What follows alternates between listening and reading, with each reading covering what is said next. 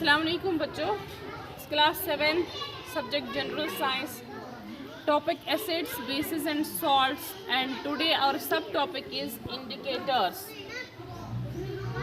बेटा जैसे कि एसिड्स, बेसिस और सॉल्ट्स के बारे में, एसिड्स और बेसिस के बारे में हमने थोड़ा सा जाना। एसिड्स हमको किन चीज़ों को वो कौन कौन सी चीज़ें किन बेसिस पे हम चीज़ों को एसिडिक और बेसिक डिफ्रेंशिएट कर अलग अलग करते हैं, डिफाइन करते हैं।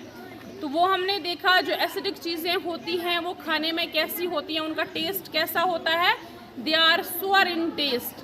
बेटा जो एसिडिक चीज़ें हैं वो खाने में कैसी होती है, खट्टी होती हैं, ठीक है ना।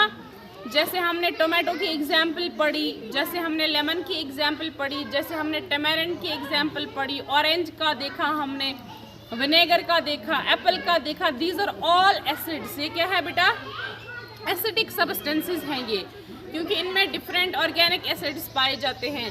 लाइकवाइज हमने कुछ मिनरल एसिड्स के बारे में भी पढ़ा। वो एसिड्स जो हम लेबोरेटरी में बनाते हैं सिंथेटिकली या आर्टिफिशियली, उनको हम मिनरल एसिड्स बोलते हैं।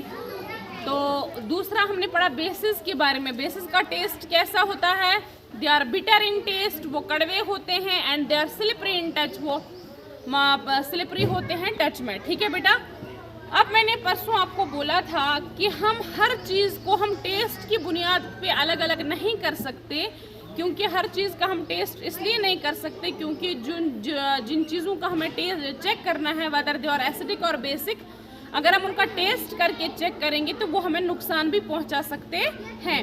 तो किसी भी चीज़ का नेचर जानने के लिए, वेदर इट इज एसिडिक और बेसिक और neutral, so for that purpose we have indicators. हमारे पास ऐसे सब्सटेंसेस हैं जो एसिड्स और बेसिस के कांटेक्ट में आके अपना कलर चेंज करते हैं। एसिड्स में उनका एक कलर होता है, बेसिस में उनका दूसरा कलर होता है, और उस बेसिस पे क्या होता है बेटा, हम एसिड्स और बेसिस को डिफ्रेंशिएट करते हैं, ठीक है बेटा।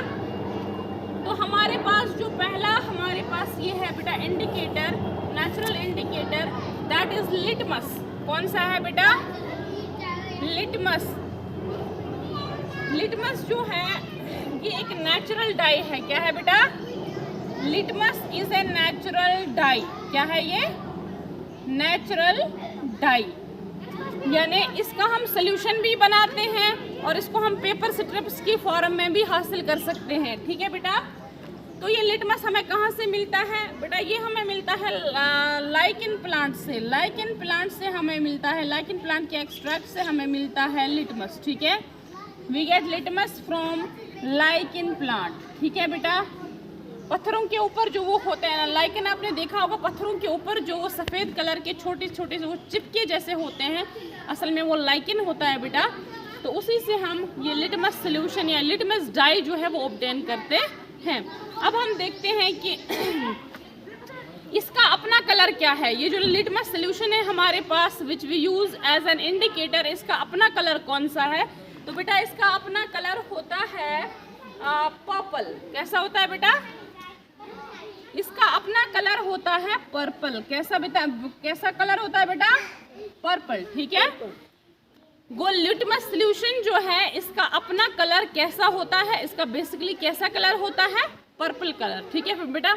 लेकिन अभी मैंने आपको बोला इसको हम लिटमस पेपर की फॉर्म में भी यूज कर सकते हैं। जब हम इस लिटमस को एसिड में डालते हैं तो क्या होता है, neutral litmus solution turns red when added to some acidic solution. जब हम इसका कलर अपना है पर्पल, जब हम इसको एसिड में डालते हैं तो इसका कलर रेड हो जाता है। कैसा होता है बेटा, रेड। तो इस लिटमस का कलर जो है असल में ये एसिड में होता है, litmus turns red in acidic solution. Acidic solution में इस लिटमस का कलर पर्पल से कैसा होता है बेटा, रेड। यानी इसका न्यूट्रल कलर, ऐसी क्या बोलते हैं इसको, लिटमस सोल्यूशन का अपना कलर होता है पर्पल। जब हम इसको एसिड में डालते हैं तो इसका कलर पर्पल से किस कलर का बन जाता है, ये रेड कलर का, ठीक है। और इसी तरह से neutral litmus solution turns blue when added to some basic substances. इसी न्यूट्रल लिटमस जो है, litmus turns blue, neutral litmus turns blue litmus turns blue in basic solution, in basic solution। ठीक है बेटा। फिर मैंने आपको अभी बोला कि हम इनके पेपर्स भी यूज करते हैं, पेपर स्ट्रिप्स भी हम इनके यूज करते हैं। तो हम क्या करते हैं, thin strips of paper are soaked in a red litmus solution or blue litmus solution and then dried। यानी थिन पेपर स्ट्रिप्स हम रेड लिटमस पेपर के रेड सोल्यूशन में डालते हैं, फिर ब्लू और दूसरा ब्लू में डालते हैं। तो फिर हमारे पास सोल्यूशन, एक तो सोल्यूशन फॉर्म को छोड़ के हमारे पास जो फिर लिटमस के पेपर्स आते हैं, पेपर स्ट्रिप्स आती हैं, वो हमारे पास रेड कलर की होती हैं और ब्लू कलर की होती हैं। ठीक है। उसके बाद क्या होता है, then the strips are commonly called as red litmus paper and blue litmus paper। These strips are bound in the form of tiny booklets and supplied to the chemical laboratories। फिर बेटा इनका कलर चेंज होता है, यानी ये red litmus जो है ये एसिड में फिर रेड ही नहीं रहेगा। अब वो हम देखते हैं इसका क्या कलर चेंज आएगा। इस तरह से ब्लू लिटमस हमारे पास है, हम देखेंगे बेस में उसका क्या कलर चेंज आएगी, बेसिक सोल्यूशन में डाल के, वो हम इंशाल्लाह आगे देखेंगे। ठीक है। तो ये हम पहला इंडिकेटर हमारा था लिटमस। दूसरा इंडिकेटर हमारे पास है टर्मरिक। टर्मरिक पता है ना किसको बोलते हैं, हल्दी, हल्दी को बोलते हैं टर्मरिक। ठीक है। और तीसरा इंडिकेटर हमारे पास है बेटा चाइना रोज। क्या है, चाइना रोज। और चौथा इंडिकेटर हमारे पास है फिनोफ्थलीन, फिनोफ्थलीन। और ये बेटा बात समझ। अब हम देखेंगे, ये हमने सिर्फ पहले इंडिकेटर्स देखे कि कितने इंडिकेटर्स हमारे पास है। So we have litmus. Litmus हमारे पास सोल्यूशन फॉर्म में भी होता है और स्ट्रिप्स की फॉर्म में भी, like we have red litmus paper and blue litmus paper. दूसरा हमारे पास टर्मरिक, तीसरा हमारे पास है चाइना रोज और चौथा हमारे पास है phenolphthalein. These are all indicators. बेटा ये ऐसी चीज़ें हैं जिनको हम एसिड्स और बेसिस में जब डालते हैं तो ये अपना कलर चेंज करते हैं। ठीक है बेटा। अब हम देखेंगे आगे आगे कि एसिड्स, लिटमस पेपर जो है उसका कलर एसिड में कैसा हो जाता है, ब्लू लिटमस पेपर का कलर एसिड में कैसा होता है, रेड लिटमस का कैसा होता है, इसी तरह से बेस में कैसा उनका कलर होता है। Likewise we will see what is the colour change in turmeric when it comes in contact with acids और बेसिस।